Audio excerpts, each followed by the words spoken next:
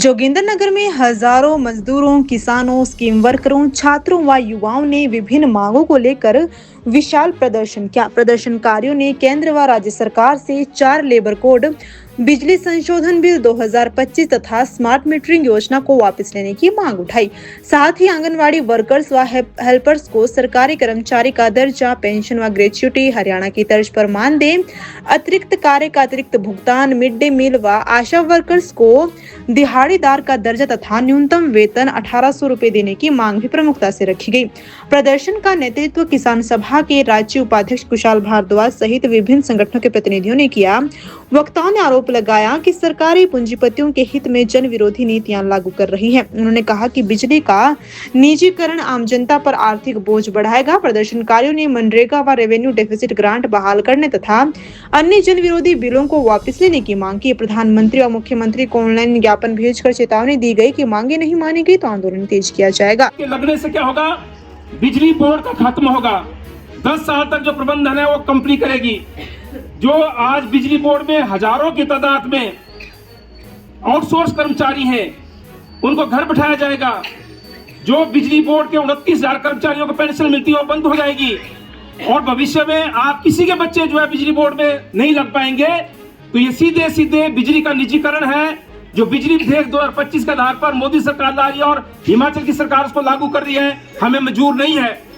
उसी के साथ अभी हाल ही में हमारी केंद्र सरकार ने अमेरिका के साथ एक डील की है, एक व्यापारिक समझौता किया है और उसमें अमेरिका का जो माल यहाँ पर आएगा वो तो 0% टैरिफ पे आएगा, लेकिन अगर हमारा कोई सामान बाहर जाएगा उसमें 18% जो है वो टैरिफ लगेगा। उसका मतलब है कि हमारे किसान का जो उत्पादन है वो तबाह हो जाएगा और इसलिए बाहर का माल यहाँ पे सस्ता आएगा।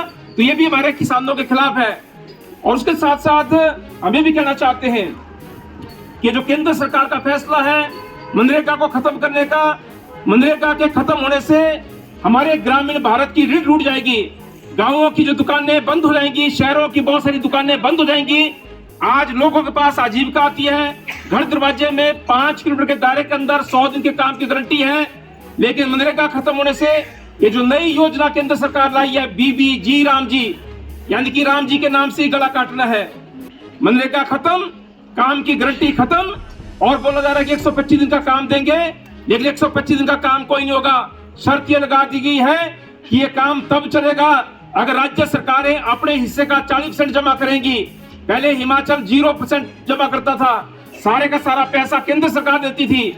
अब कुछ राज्यों में 10% और कुछ में 40% देना पड़ेगा, जिसका मतलब है मनरेगा बंद है, बीबीजी राम जी चलेगा नहीं और ये जो करोड़ों लोगों को रोजगार मिलता है घर दरवाजे पर, ये बंद हो जाएगा। यूनियन की चौंथना प्रोजेक्ट कमेटी की अध्यक्ष तमन्ना जी ने बताया वो सारे मुद्दे हैं। मुख्य मुद्दा ये है कि आंगनबाड़ी वर्कर हेल्पर को सरकारी कर्मचारी का दर्जा मिलना चाहिए, उनको ग्रेच्युटी और पेंशन मिलनी चाहिए, रिटायरमेंट की जो उम्र है वो 65 साल होनी चाहिए और उसके साथ साथ जो अतिरिक्त काम दिया जाता है उसका अतिरिक्त जो लाभ मिलना चाहिए। हरियाणा की तर्ज पर मानदेय मिलना चाहिए। लंबे समय से राज्य सरकार केंद्र सरकार को बढ़ोतरी नहीं करी हो, बढ़ोतरी मिलनी चाहिए। दूसरी प्रमुख मांग है कि जो मिड डे मील वर्कर है उनको दिहाड़ीदार का दर्जा मिलना चाहिए, उनको रेगुलर किया जाना चाहिए और छुट्टियों का मानदेय मिलना चाहिए। और चाहे आंगनबाड़ी वर्कर हेल्पर्स हैं, चाहे मिड डे मील वर्कर्स हैं, CITU की मांग ये है कि इन सबको जो है मेडिकल की सुविधा मिलनी चाहिए।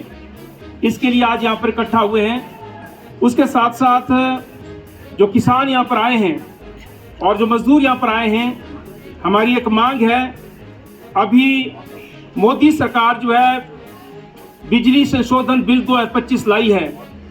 आपको मैं बता दूं, हमारे देश के अंदर 1948 का कानून है, बिजली कानून, जिसका मुख्य उद्देश्य यह था कि इस देश के नागरिकों को, उपभोक्ताओं को सस्ती बिजली देनी है। और उसका मकसद ये नहीं था कि बिजली बोर्ड बहुत मुनाफा कमाए, बल्कि मकसद ये था कि उपभोक्ताओं को सस्ती बिजली देनी है।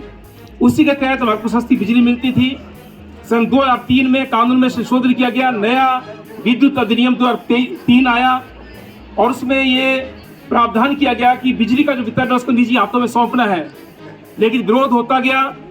उसके बाद 2020 में 2022 में मोदी सरकार बिजली संशोधन बिल लाई, विरोध हुआ और अभी 25 में फिर लाई है और मकसद ये है कि जिस देश में 22 लाख से ज्यादा स्मार्ट मीटर लगाने की जो अनुमति मोदी सरकार ने दी है, उसको कैसे अमली जामा बनाना है। और उसके लिए ये जो बिजली संशोधन बिल है, ये कड़ी है, क्योंकि अभी स्मार्ट मीटर जबरदस्ती नहीं लगाए जा सकते, ये प्रावधान है। लेकिन जो संशोधन बिल आई है उसमें वो प्रावधान हटाया जाएगा। ये सीधे सीधे इस देश के संसाधनों को, जो हमारे पैसे से बिजली बनी है, जो सार्वजनिक क्षेत्र में बिजली बनी है, जो अलग अलग राज्यों के अंदर बिजली बोर्ड है, जहां पर लाखों की तादाद में कर्मचारी काम करते हैं, हजारों लाखों कर्मचारी पेंशन लेते हैं, वो सब बंद हो जाएगी। और इसी कड़ी में हम कहना चाहते हैं, हिमाचल प्रदेश के अंदर 29 लाख उपभोक्ता हैं, 29 लाख स्मार्ट मीटर लगाए जाएंगे। उसका मतलब है 29 लाख मीटर बदले जाएंगे जो हमारे घरों में, दुकानों में और दूसरे संस्थानों में लगे हैं। और उसके लिए जयराम सरकार के दौरान ही धर्मशाला और शिमला में 1 लाख से ज्यादा स्मार्ट मीटर लगाए गए थे। और अभी सुक्खू सरकार ने पहले कहा था कि हम ये स्मार्ट मीटर नहीं लगाएंगे। वो जो इसकी एक डील होनी थी वो भी जो है कैंसिल की थी, निविदा जो आमंत्रित की थी वो कैंसिल की गई थी। लेकिन अब जो है हिमाचल सरकार भी केंद्र सरकार की ताल से ताल मिला करके जो है हिमाचल में जबरदस्ती स्मार्ट मीटर लगाने जा रही है। 3100 करोड़ रुपए का ठेका है और 3100 करोड़ रुपया हिमाचल के उपभोक्ताओं से वसूला जाएगा।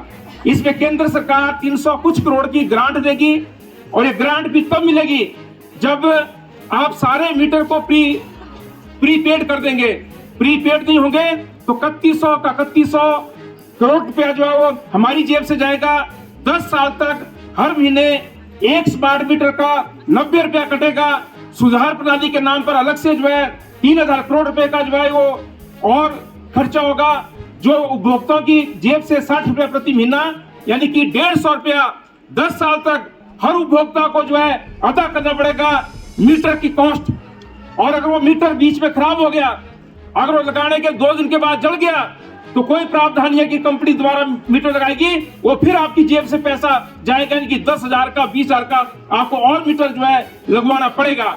तीसरा, रिचार्ज करना पड़ेगा। शर्त यह है कि इसको प्रीपेड करना है और जिस दिन आपका रिचार्ज खत्म हो गया, टू आपके फोन में आना शुरू हो जाएगी। जैसा अभी आता है आपको मैसेज कि आपका जो है रिचार्ज खत्म होने वाला है, और ऐसे ही जो है मैसेज आएगा या मेल में जो मैसेज आएगा। और उसके बाद अगर आप समय पर रिचार्ज नहीं करते अपना बिल, अपना मीटर, तो आपकी बिजली जो है घर की काट दी जाएगी, दुकान की काट दी जाएगी।